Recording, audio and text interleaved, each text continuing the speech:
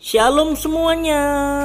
Bertemu lagi dengan Kak Sion di sini di Mirai Channel, dan kita bertemu untuk beribadah kepada Tuhan secara online.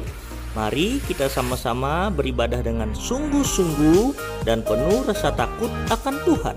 Selamat beribadah. Tuhan Yesus memberkati.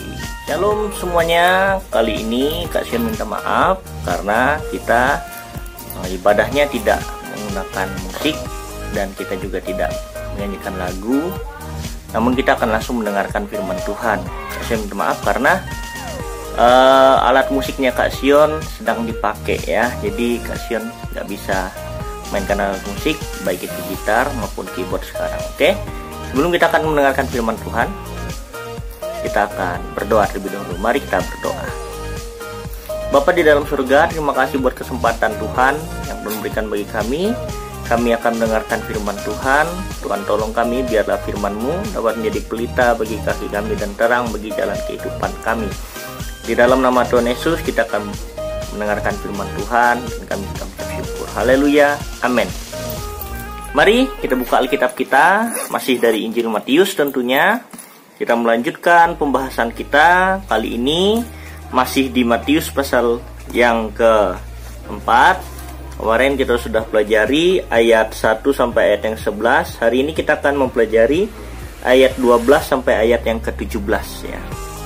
Perikop 12 sampai 17. Mari kita baca bersama-sama.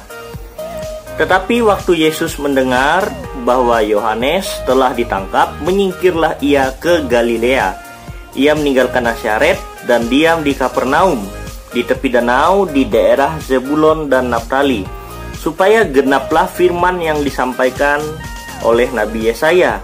Tanah Zebulon dan tanah Naftali, jalan ke laut, daerah seberang sungai Yordan, Galilea, wilayah bangsa-bangsa lain, ayat 16 bangsa yang diam dalam kegelapan telah melihat terang yang besar, dan bagi mereka yang diam di negeri yang dinaungi maut telah terbit terang.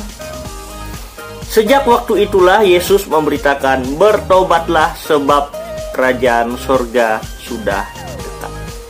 Hari ini topik kita ialah terang di tengah kegelapan. Kita melihat bahwa Tuhan Yesus saat itu sedang berada di sebuah tempat yang dikatakan di situ adalah tempat kegelapan. Artinya banyak orang-orang yang hidupnya di dalam kegelapan atau berbuat yang jahat. Dan di situ Tuhan Yesus hadir menjadi terang ya. Terang itu beda ya, beda sendiri. Terang itu menyinari dan terang itu memberi manfaat bagi orang di sekitarnya.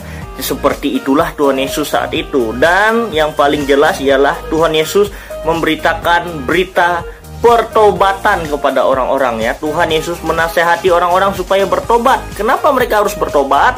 Karena kerajaan Allah sudah dekat. Kalau mereka tidak bertobat, mereka tidak akan bisa masuk ke dalam kerajaan Allah. Nah, hari ini firman Tuhan mengajarkan kita supaya kita bisa menjadi terang di tengah-tengah kegelapan ya.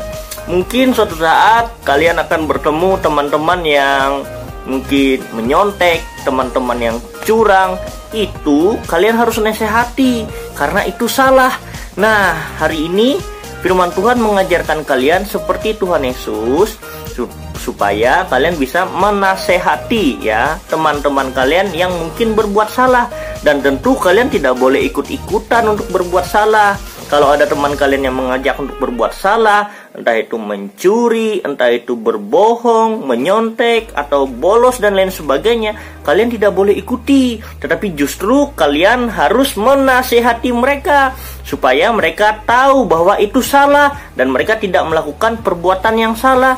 Tapi Kak Sion, bagaimana kalau mereka nggak mau nurut? Nggak apa-apa, yang penting kalian sudah menyampaikan apa yang benar. Kalian sudah menegur mereka jika mereka salah. Tapi Kak Sion, gimana kalau mereka bilang, kamu sok-sokan deh, sok suci deh kamu? Nggak apa-apa, yang penting kita sudah melakukan tugas kita. Terserah mereka mau menganggap kita apa, nggak apa-apa ya. Kita harus tetap melaksanakan tugas kita sebagai orang Kristen yang benar. Kita harus menasehati jika ada teman kita yang berbuat salah. Menasehatinya harus dengan lemah lembut, tidak boleh yang sampai marah-marah, apalagi sampai menimbulkan perkelahian. Jangan ya. nasihati dengan kasih, ya, dengan kasihnya Tuhan, supaya mereka disadarkan, ya, supaya mereka bertobat. Ya, puji Tuhan. Demikian perenungan firman Tuhan yang dapat kita pelajari bersama-sama pada saat hari ini. Kita mau belajar menjadi terang di tengah-tengah kegelapan. Kita mau hidup, ya, tidak menuruti teman-teman kita yang berbuat jahat, berbuat kesalahan, berbuat dosa, tetapi kita berperilaku beda. Kita tidak boleh ikut-ikutan mereka, dan kalau bisa kita nasihati mereka, ya. Kita peringati mereka, kita ingatkan mereka bahwa itu salah, ya, supaya mereka bisa juga hidup di dalam kebenaran, hidup di dalam terang. Puji Tuhan, Tuhan Yesus memberkati. Mari sama-sama kita berdoa. Bapa di dalam surga, terima kasih buat firman Tuhan yang sudah kami dengar. Kiranya dapat menjadi berkat bagi kami semua. Kami mau belajar hidup menjadi terang di tengah-tengah kegelapan. Tuhan, tolong kami supaya kami beda dengan orang lain. Kami tidak ikut-ikutan berbuat yang tidak baik, tetapi kami jadi terang dan kami bisa menasehati teman-teman kami yang mau melakukan kesalahan. Tuhan, tolong kami, berikan kami hikmat Tuhan, berikan kami pengertian Tuhan, dan pengurapan yang daripada Tuhan. Kami berdoa buat bangsa dan negara kami. Tuhan, kiranya Engkau tolong di tengah-tengah pandemi COVID-19. Kiranya Tuhan tolong kami, mampukan kami untuk menghadapi situasi dan kondisi yang ada, supaya kami tetap berharap hanya kepada Tuhan. Tuhan, berkati pemerintah kami, para pemimpin-pemimpin, menteri-menteri, secara khusus Menteri Kesehatan, supaya dapat mengelola vaksin yang ada dengan baik, sehingga kami semua dikuatkan oleh vaksin, imun kami dikuatkan oleh vaksin ini, sehingga kami dapat menghadapi virus COVID-19 ini dengan kuat, dengan imun yang kuat. Tuhan, tolong juga kami, berikan kami kesehatan dan kekuatan, sebab satu-satunya harapan kami hanya pada Tuhan.